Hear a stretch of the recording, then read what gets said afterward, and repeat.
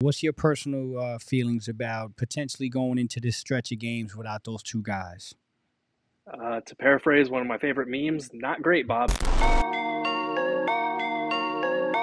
Hank McCoy.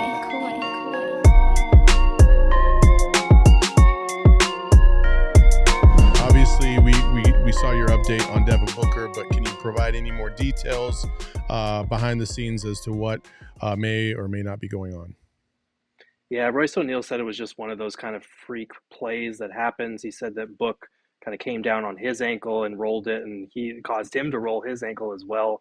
Royce's is not as serious, but Book's, thankfully, like I mentioned, it's negative X-rays. Royce didn't have his ankle X-rayed at all, so that's a good sign.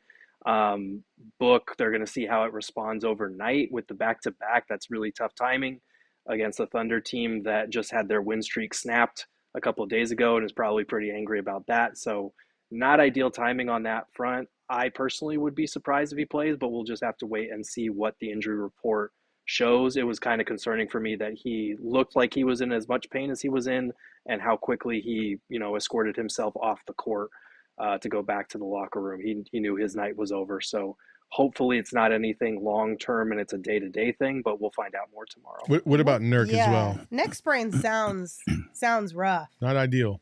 Not great, Bob. Yeah. You look at the replay. He got whacked in the face by a Kogi, kind of going for a ball there, and it looked like it whacked him in the face. So the neck sprain thing is kind of odd. I'm not a doctor, but it was kind of a weird play.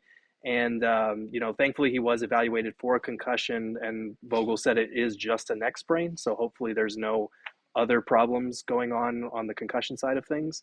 But we'll have to see what his status is tomorrow. We know the Suns are 0-4 when he has missed a game this season. He's kind of been a secret ingredient to their success. So especially if Book is potentially out or hobbled tomorrow, Nurk being out would be really tough to overcome as well. I mean, that makes me feel better because I was worried about a concussion with that.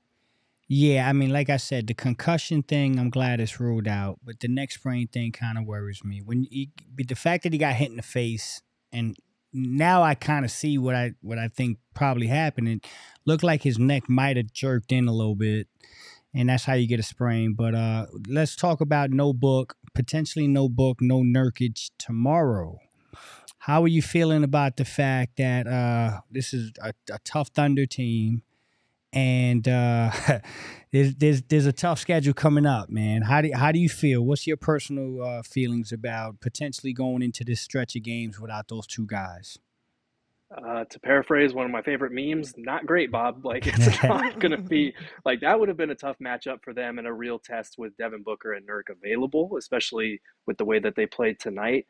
Frank Vogel did mention that he felt like it's a good lesson for a team that has a lot of playoff experience individually, but not quite together, to have this sort of baseball series against a team that when you beat them, they're going to have that kind of psychological edge to get even and get revenge the next night. He felt like they didn't respond well enough tonight, and that's a good lesson for them. Tomorrow, like I said, the Thunder just had their win streak snap, so they're probably going to be hungry as well, and the Suns are going to be shorthanded, most likely. We don't know that for sure yet, but if Book and or Nurk misses that game, everyone's going to be picking the Thunder to win that game. So it is a game where you kind of have nothing to lose and need to come out with more of an edge than you showed tonight for sure.